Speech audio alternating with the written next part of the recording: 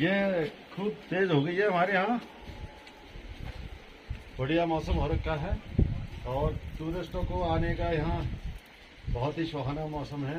यहाँ पर आ जाएं और अपना एंजॉय करें। बढ़िया। ये पहाड़ों की रानी में देखो, बहुत ही ठीक ठाक। बहुत दिनों में बर्फ पड़ी है बिना बारिश के, हो गई पूरी। क्या बोलते हैं, बढ़िया।